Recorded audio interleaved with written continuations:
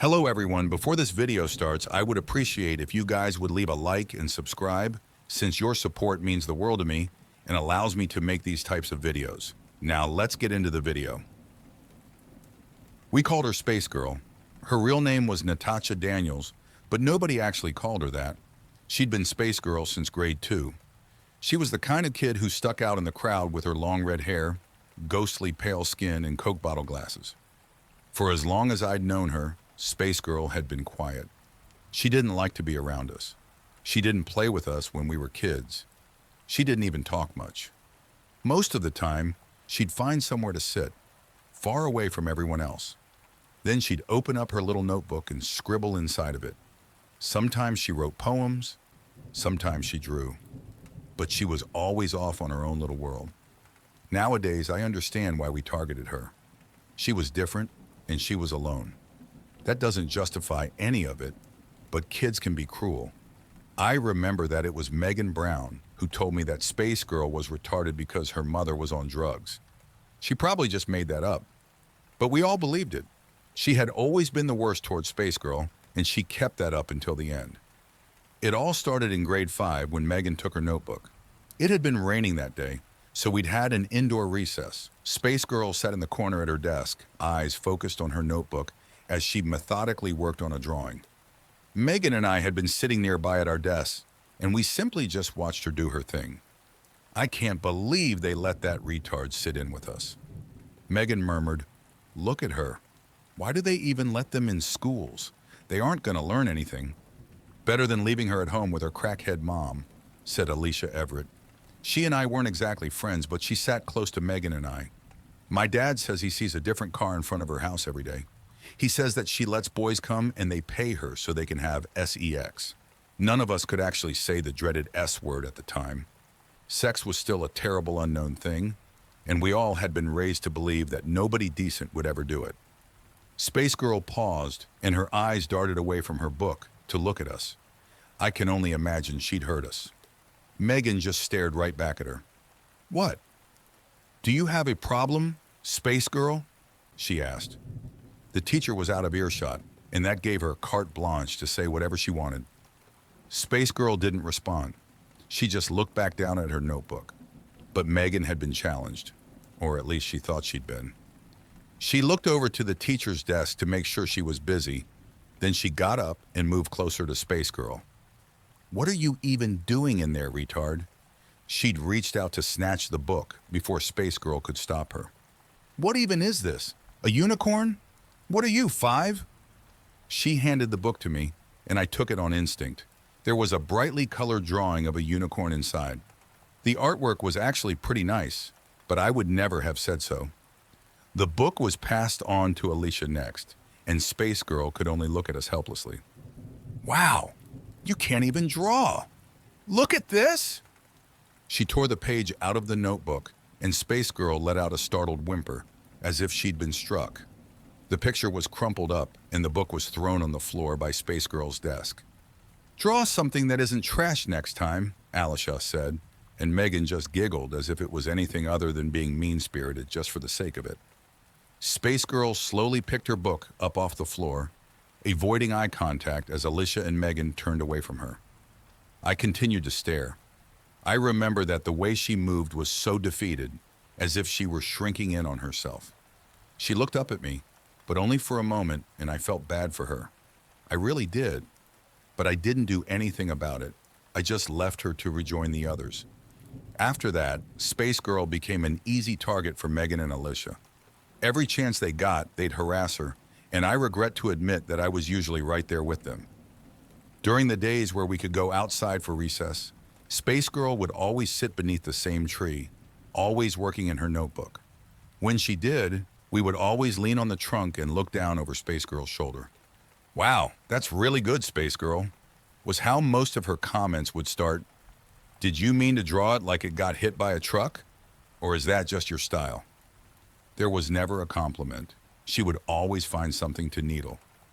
"Can you draw me?" Megan asked once. "I heard that retards were always like art geniuses or something. Maybe it'll even look like a person."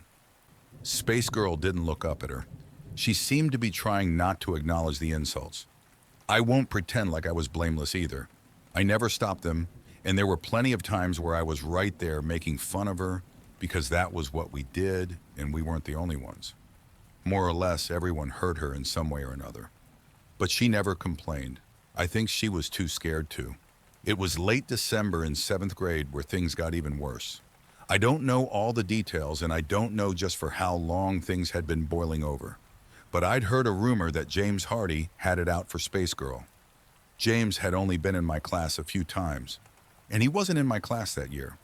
He was a small, mousy-looking kid who was convinced he was the world's toughest gangster. The rumors said that someone had seen his dad going into Space Girl's house.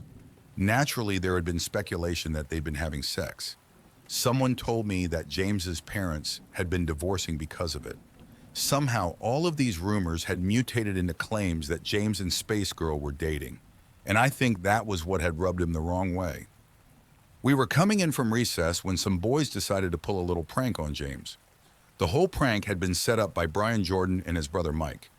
They had some mistletoe for the holiday season and had set it up in the hall leading back to our classroom. Mike had grabbed Space Girl during recess and were holding her behind the door where the mistletoe was. When James walked through, they pushed her at him and snapped a picture. I'd been just behind James when it happened. I watched as Space Girl came flying out of seemingly nowhere, eyes wide and afraid, then slammed into James. They both hit the ground, and I could hear the other boys laughing. "Look! She wanted to give you a kiss," one of the boys said. Space Girl was trying to crawl away from James and pick up her notebook, but somebody had kicked it out of sight. I remember that she looked back towards James, and there were tears in her eyes. She must have been terrified with everything that was going on. She clearly hadn't wanted any part in this, but there she was at the center of it. "You fucking faggot assholes, oh whoa!" James yelled as he picked himself up. "Hey, she just wanted to give you a smooch," off Brian. "Come on, give her a kiss." Someone pushed Space Girl towards James, and he glared at her as if all of this was her fault. She tried to stand and run, but he was angry and he wasn't thinking straight. I watched as he grabbed her and hit her, a square punch to the jaw. Then he tossed her to the ground and went after Brian next. A teacher had to get in to pull James off of him. He, Space Girl, and the Jordan brothers ended up getting suspended right before the Christmas holidays. We didn't see Space Girl until January. We didn't see James or his friends ever again. On Christmas Eve, there was a car accident on the highway outside of my town. Supposedly, it had swerved off the road to avoid an animal of some kind and gone into a ditch. Mike, Brian, and their parents didn't survive. On December 27th, James was killed while outside shoveling his driveway. My parents told me that he'd been attacked by an animal, probably a deer or something. But that seemed so unusual. I'd never heard anything about deer attacking people before, especially not in my area. I went over to Megan's house on the day before New Year's. We'd both gotten some gift cards for Christmas, and we were planning to walk to the mall together to use them. Her parents weren't home, they both had to work, so it was just us when I got there. "Hey, kept me waiting," she said when I knocked on the door. "Sorry, it's fine. I'll be ready in a bit. Come on upstairs, I want to show you something." I didn't question what it was. I figured it was just something else she'd gotten for Christmas, so I went upstairs with her. "You're gonna love it," she promised me. "It's gonna be so funny." She led me to her bedroom, and as soon as she opened the door, I spotted a familiar notebook on her desk. "Where did you get this?" I asked, walking closer to it. Space Girl dropped it when Brian and his brother pulled that prank the other day. She dropped it. I may have grabbed it, just for safekeeping. She cracked a wry grin before opening the notebook. "Look at this. She's been drawing the same damn unicorns forever. She didn't even finish this one." She paused at one small picture that was labeled The Unicorn Prince. It depicted an empty field with a blank space where the titular prince should have been. Megan flipped through the pages a little more until she got to the newer ones. I figured since they kicked Space Girl out for a little while, and her mom is too poor to get her anything for the holidays, I'd step up. What do you think? Megan wasn't anywhere near as good of an artist as Space Girl was, but the simple detail in what she had drawn turned my stomach. In her first picture, Space Girl was hanging from a rope. Her tongue was hanging out and her eyes were closed. In the second one, Space Girl had a gun in her mouth. In the third one, she was standing on the edge of a building. Megan giggled as I flipped through her crude depictions of suicide. There were pages of them. "What do you think?" she asked with a grin. "I'll bet she'll lose her shit." I closed the notebook and looked over at Megan. Are you out of your mind?" I asked. Megan's grin faded. "What do you mean? You stole her notebook just so you could draw these? Megan, that's really messed up." "It's Space Girl. Who the hell cares about Space Girl, Jane? You just drew her killing herself over and over again." I took the book off her desk. "Do you not understand what's wrong with that?" Megan just stared at me like I was crazy. "Fine. Sue me for trying to be funny." Megan said, "Just give it here." She outstretched a hand to take the notebook, but I pulled back from her. "No, you're just going to put something else in there." Anger flared in Megan's eyes. "Jane, just give me the book." "No!" I opened the book and I started to tear out those pages of Space Girl's suicide. Megan lunged for me, trying to grab at the book and stop me, but pushed her back. I didn't mean to push so hard, but I did, and she fell, landing hard on the ground. For a moment, Megan looked up at me, wide-eyed and shocked. I don't think anyone had laid a hand on her like that before. Then I saw something in her eyes, not just anger, something worse. It was the same thing that had prompted her to draw those horrible pictures of Space Girl. I turned and I ran, bolting down her stairs and out her front door, back into the snow. I clutched Space Girl's notebook to my chest the entire time, and I didn't let it go until I got home. I spent the rest of the Christmas break terrified that my parents would get a call from Megan's. I'd pushed her, and that seemed like such a big deal at the time. In hindsight, I doubt Megan would have told her parents what had happened. They would have asked why I'd pushed her, and I would have told them about the notebook. On some level, she must have known that what she'd done was wrong. She was a cruel person, but there was a limit. Part of me hoped that she'd realize that I was right and we could patch things up when school started again. But honestly, I wasn't so sure. I remember looking through Space Girl's drawings, the ones that she'd done. I remembered the ones I'd made fun of the most. There was one with a mermaid on a rock, combing her hair. Her eyes were closed in a relaxed bliss. I remembered saying how stupid her facial expression had looked. But honestly, I kind of liked it. I flipped through the pages some more, through unicorns, fairies, and castles. But I paused at the page depicting the unicorn prince. Back at Megan's place, it had been blank. But at my house, it was finished. The unicorn prince stood proudly in his field, looking skywards with his horn proudly displayed. Maybe I had been thinking of a different picture? I brushed it off and flipped to the back where Megan's pictures were. One by one, I started tearing them out of the notebook and tossing them in the trash. It was a waste of paper, but I refused to give it back to Space Girl with those images still in it. On the first day back to school, I was up early. I made sure the notebook was packed into my bag and was out as early as I could be. The snow on the ground was almost pristine as I walked to school, but I remember seeing some tracks on my lawn headed down the side of my house. Deep, U-shaped indents that looked like they'd been made by hooves. A deer, perhaps. I didn't dwell on them and made my way down the freshly shoveled sidewalk and back to school. I wasn't entirely sure if Space Girl would be back yet, but she was. She was alone in the classroom, sitting at her desk and drawing in a brand new notebook. She paused briefly when I walked in to join her, and I could see her side-eyeing me. She didn't say a word as I drew nearer, but I thought I saw her shoulders tense up ever so slightly. "Hey," I said, I hope you had a nice holiday." She didn't respond. "I'm sorry about what happened the other day. I didn't know anything about it, but it just seemed really mean-spirited." Still no answer. I reached into my backpack, taking out her old notebook. I put it on her desk in front of her. She stared at it, still silent, then back at me. Megan took it. I was over at her house the other day, and she showed it to me. I had to take some pages out, but she drew some really awful things in there. I didn't think it would be right to give it back with those things in there. I paused, feeling smaller as Space Girl stared at me. She didn't seem angry or thankful. She didn't seem anything at all, just stoic. I'm sorry if I wasn't all that great to you before, I said, and then I shuffled off to my desk. Space Girl waited until I sat down before she opened her notebook and inspected it. Then she closed her new book and started something new on a fresh page in her old one. It wasn't much, but it made me feel at least a little good for what I'd done. When Megan got in, she didn't talk to me. She didn't even look at me. Neither did Alicia or any of our other mutual friends. I knew from the moment they walked in that I'd burned my bridges with them, but I still wanted to try. The teacher hadn't come in yet, so I figured it might be worth it to try and talk to Megan.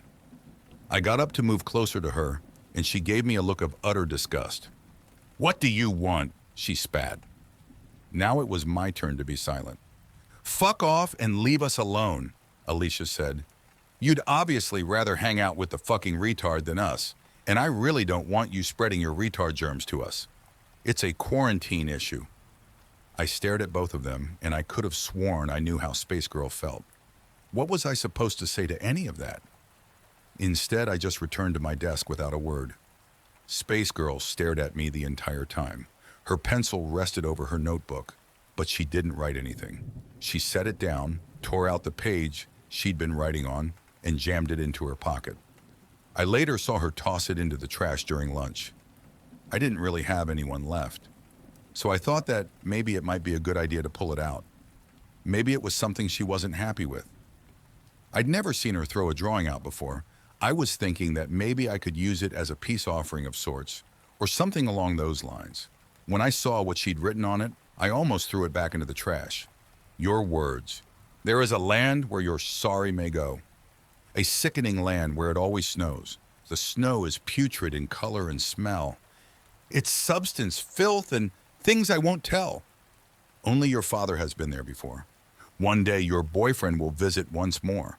This place in your carcass, this humanoid hell. Your sorry can go there to this hole in your shell. My unsubtle message, this subtextual jazz, is take your apology and stuff it up your ass. This was unlike anything I'd ever seen her write. It was so crass and spiteful. This was as close to hatred as she could have gotten. I understood why she'd thrown it out. It didn't fit with everything else she'd done.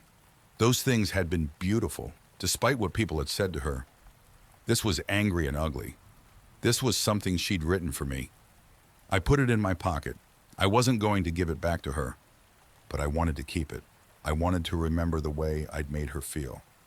8th grade wasn't fun for me. I had very few friends left, and Megan never forgave me for turning on her. Her version of the story was slowly warped as time went on.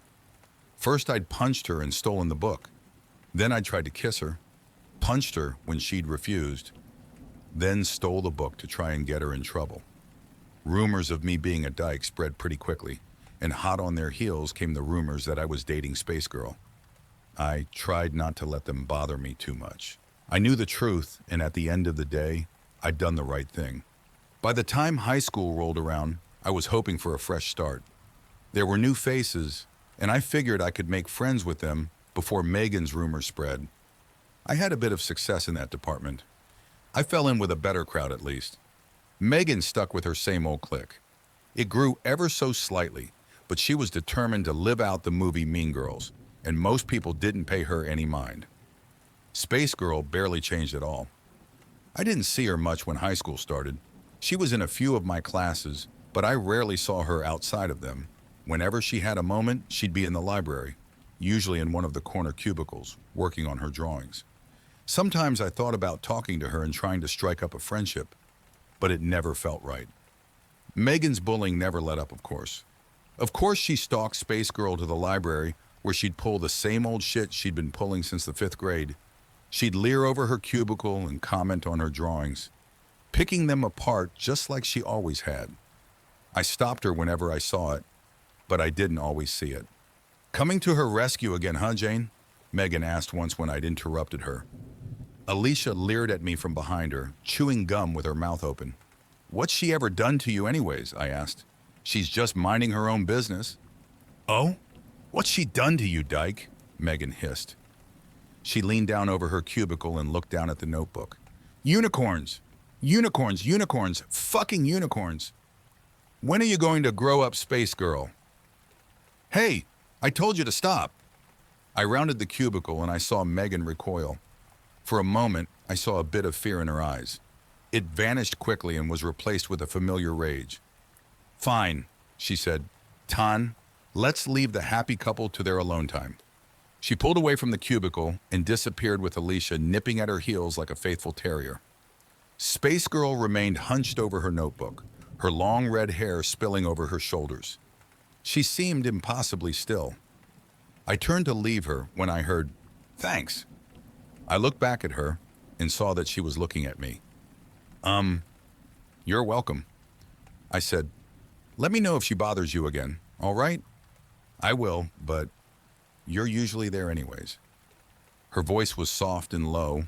I'd heard it before, but I don't remember her ever speaking directly to me. "Yeah, well, it's just not right. She's such a child. One of these days she's going to have to grow up." Space Girl just nodded, looking over towards the library door, then back down at her notebook again. For a moment, I thought about asking her about what she was drawing. I thought about saying something else, but no. I didn't want to make her uncomfortable. I left her alone again. In 10th grade, I took art as an elective. I wasn't much of an artist, but I figured it would be an easy course. To the surprise of no one, Space Girl was there. I actually asked her to work with me on a few group projects. I think the prospect of being asked to work together was foreign to her. She looked at me suspiciously when I did it, but when she smiled, it was the biggest smile I'd ever seen. I went to her house for the first time to work on a portrait project with her once. We were supposed to take turns drawing portraits of each other, and I'd volunteered to let her draw me first. Rumors of her mother had always surrounded Space Girl, so I wasn't entirely sure what to expect when I got there. I certainly wasn't expecting the quiet, neatly kept house that I found. The woman who answered the door looked like an older version of her daughter, sans the Coke bottle glasses. "You must be Jane," she said. She wasn't smiling, but she didn't sound upset either. "Yes, ma'am." "Come on in, Natasha's upstairs. She was just getting ready for you." The house was warm with plenty of knickknacks on the walls, plates and porcelain dolls mostly. Her mom sent me upstairs and I didn't waste any time. On the landing leading up to Space Girl's room, I could see a mural of family photos and paused to look at them. I could recognize Space Girl and her mother in most of them. Space Girl never seemed to be smiling. I only saw her father in a few of the very early pictures. Space Girl looked like she was only a young child in the few pictures I saw him in, though. I didn't dwell for long and headed towards what I assumed was her room. The cardboard stars and planets on it gave it away. Sure enough, she was inside waiting for me. She sat facing the door behind an easel in the center of her room. Her bed was neatly made and tucked away in the corner. She had a clean little desk that she'd clearly been working on and had set a chair out for me to sit on. I hadn't expected something so overwhelmingly formal and I almost started laughing. But then I noticed her walls. They weren't just covered in drawings. The art pieces on them were full-on paintings. They were the same fantasy depictions she usually did, but the colors were so vivid. The clouds looked like fluffy pillows and the castles seemed great and infinite. "Holy shit, are these yours?" "They are," Space Girl said softly. She stood up and took the plate of cookies from me, then moved it to her desk. It's soothing," she said after a while. "Painting, I mean. I picked the drawings I liked the most and I finished them." She spoke slowly, like she was carefully choosing her words. I almost felt like there was something that she was trying to avoid. I spotted a painting on the floor that looked like her father. The style was the same, but the content was different. He was surrounded by awkward scribbles, and he looked completely and utterly terrified. Space Girl looked down at it, but she seemed to disapprove of it. She turned it around so I wouldn't have to look at it. "We should get started," she said. "Sorry." "No, it's all right," I said. I sat in the chair for her. "I'd like to hear about it." Space Girl watched me from the corner of her eye for a moment, as if she doubted I was being serious.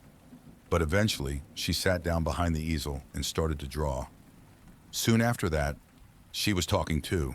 I stayed long after she'd gotten what she needed for her sketch, just to talk.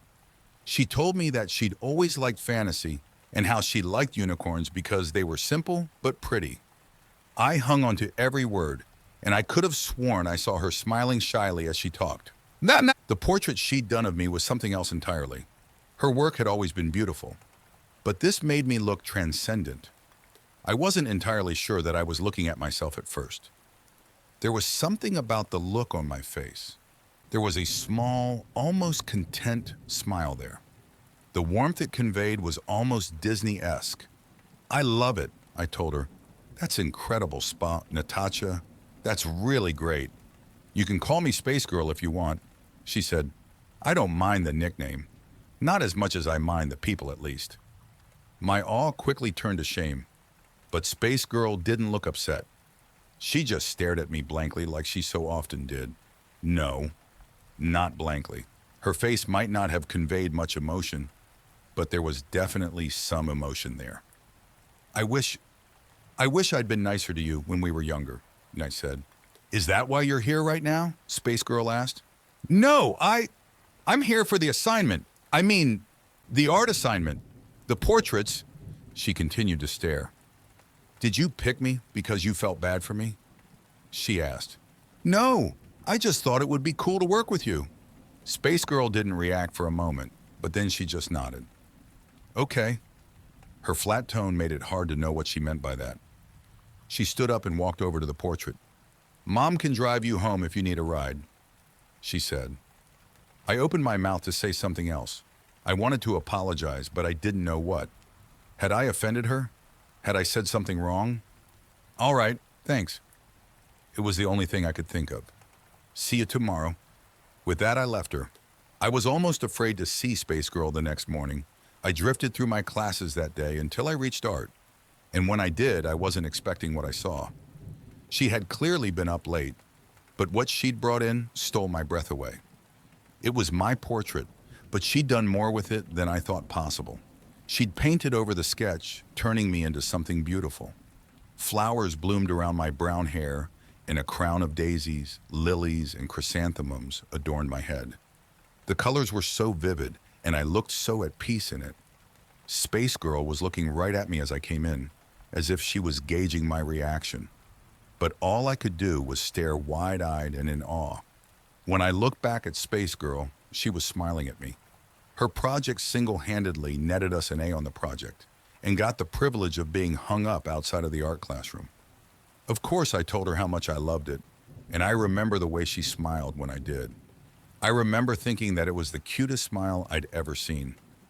My portrait was up for barely even a day before Megan had to make a comment. I'd been on my lunch and had just gotten some fries from the cafeteria when she and Alicia ambushed me. "Where's your flower crown, dyke?" Megan said, "Leave me alone." I said, brushing past them, but Megan was out for blood. "I always knew you were a little dyke, but now you've posted solid proof of it. We've gone and cracked the case, haven't we? So what happened? Did you go to her house and lick her retarded little snatch? You must be a real good dyke because she went and drew that for you." I tried to walk away from her, but Megan and Alicia just kept following me. "What's wrong? Am I not pretty enough for you, dyke?" She snapped at me. "Maybe she only fucks retarded girls." Alicia said, "I'll bet Space Girl squealed like a pig when she came." I stopped dead in my tracks, and I heard Megan stop behind me.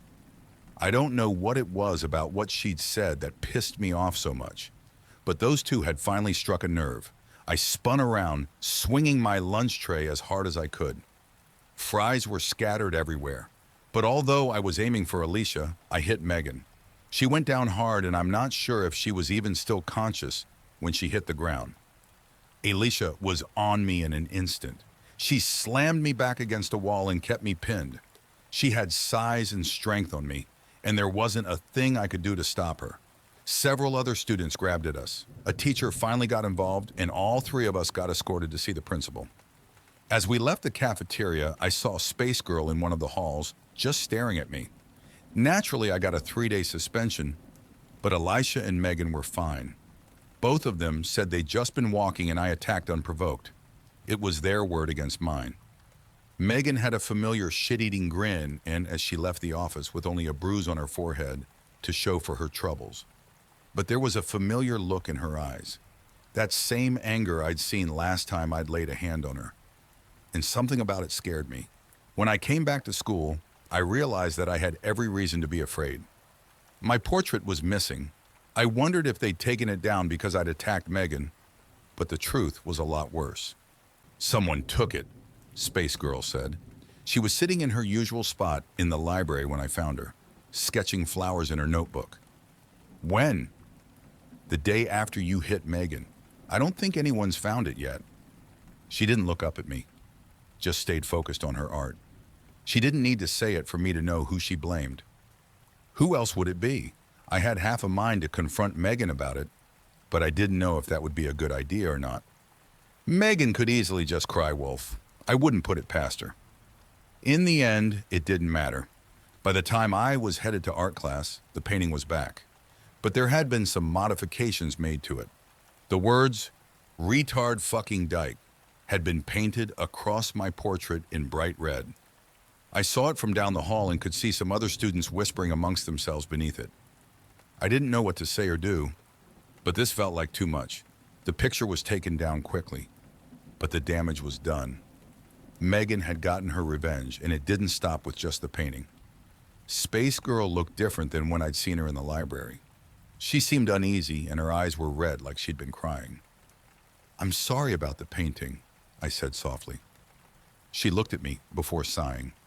"I knew she'd do something like that." She said, "I'm so used to it by now that it doesn't bother me anymore. I'm sorry she wrote those things about you, though. But you worked hard on that." I said, "I'd be upset too." She just shook her head. "That's not it," she said. She reached into her pocket, pulling out a crumpled up piece of paper, then slid it over to me. Slowly, I uncrumpled the paper, and my eyes widened as I recognized what was on it. It wasn't the same drawing, but it was close enough. It was a depiction of Space Girl hanging herself and me beside her. A caption read, "Retard Dyke Wedding." "There were so many in my locker," Space Girl said. "This is what she drew in your notebook. When I returned it to you, this is what I had to take out." Space Girl looked down at the picture again before averting her eyes. She didn't pay much attention during class. Instead of taking notes, she sketched in her notebook. I looked over a few times to see her drawing another unicorn. This one seemed so similar to the one I'd seen before. She must not have been quite happy with it, though. When I looked back at her notebook, the unicorn wasn't there anymore. She must have just erased it, but it seemed so clean, like it hadn't been erased at all. Alicia was following me on my walk home that evening. I didn't know what she had in mind, but I didn't want to put up with it. When I was in the middle of a small walking path that cut behind some of the houses on my street, I stopped and looked at Alicia as she kept approaching. "What do you want?" I asked. "It's a surprise." She said, "Megan and I just want you to know how much we love dykes in this town." Oops, I've said too much. I wanted to hit her. Dear God, I just wanted to hit her, but we both knew she could overpower me. Whatever Alicia had in mind, it wasn't anything good. She drew closer to me, unafraid of anything I'd do. "Come on, Dyke, go home," she said. "Let's go check out your surprise." In a sudden, horrible moment, I realized that Alicia was threatening me. I also realized that I couldn't outrun her. I couldn't fight her off. I didn't really have much of a choice but to do as she asked. Slowly, I turned and walked towards my house, with Alicia at my heels. It wasn't far, and up ahead I could see Megan sitting on a park bench. From a distance, I recognized the red gas can beside her, and I stopped dead in my tracks. Alicia seized me by the arm and pulled me towards the bench. Megan just watched with a wide, manic grin. "Hey, Jane," she said, "how's it going?" "What the fuck is this?" "Just wanted to chat," Megan said with a cold chuckle. "You think you can get away with pulling the shit you did the other day? No, you've been treating me like garbage for years, and for what? Because of Space Girl? You know who you're fucking choosing, right? Right? God, I hate that retard girl. But you know what? I hate you even more. Acting like you're better than me just because you feel bad for her." "You're crazy." Megan just laughed. "I'm not the one who clocks someone with a fucking tray just for a little bit of teasing. You're absolutely fucking psycho." On the bench behind her, I saw the portrait that Space Girl had painted of me. Megan picked it up and tossed it in front of me, then picked up the gas can and dumped it onto the canvas. You want to be a dyke, I don't care, but I'm not letting you and your retarded whore put your shit up. So say goodbye to your little project, slut. Megan reached into her pocket and took out a book of matches. Her grin widened before suddenly vanishing outright as she looked at something behind us. What the hell? Alicia said, and I craned my neck to try and see what they were seeing. As for believing it, that was another story entirely. Standing on the path behind us was a unicorn. But the way it looked was all wrong. This was nothing like a regular horse. Its body was plain white and almost textureless, save for the many thin blue lines that ran along its body. It looked like it had been cut out from a sheet of lined paper, but that was impossible. It had to be impossible. Neatly done gray lines defined the shape of the horse. In fact, the lines reminded me of the ones Space Girl used. This unicorn looked like it had walked out of one of her notebooks. Alicia let me go and stumbled back a few steps, wide-eyed as she stared at the advancing unicorn. It let out an angry noise before charging straight for Alicia. She panicked and tried to run. In her desperation to escape, she bolted down the path. But she couldn't outrun the paper unicorn. It lowered its head as it drew nearer to her, and in one swift movement, the horn pierced Alicia's back, impaling her straight through the chest.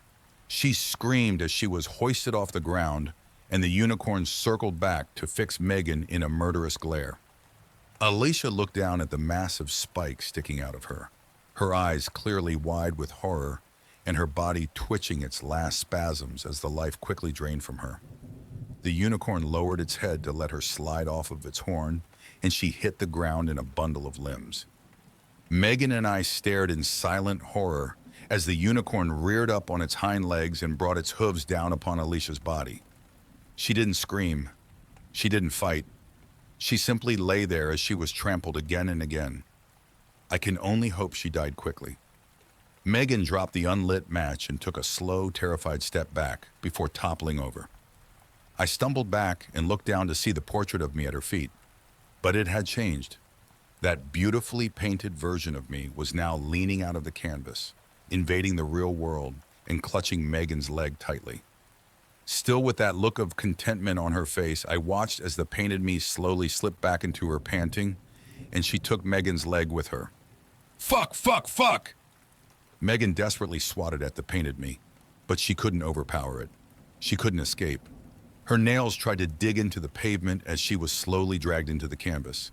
She looked at me in horror, silently begging for help, but all I could do was stare back at her in silence. Jane! Jane, help! Please! Please! The hands of the painted me reached up, seizing Megan by the hair and forcing her down into the canvas. It was like watching something pull her underwater. 1 minute she was there, the next she was gone. I stood silent in the park, staring at the painting, then at the paper unicorn. The unicorn huffed before retreating off into the woods, and then I was alone. Slowly I approached the painting and I looked down at it. It had changed and now it depicted Megan, her mouth open in a horrified final scream. After some hesitation, I picked up the painting. I could return it to Space Girl in the morning. They chalked Alicia's death up to an animal attack and nobody ever found Megan. I never asked Space Girl about what I saw. I don't think even she knew the answer, although she certainly knew much more than I did. High school was 10 years ago, though, and I've chosen not to remember as much as I can. I've got my own life to live now, and I try not to ask so many questions. Sometimes I see paintings move, but I don't bother with a second glance, and I never ask my wife about them. She doesn't like to talk about it, and I won't ever force her. The painting of Megan hangs in her studio at home, right beside the painting of her father.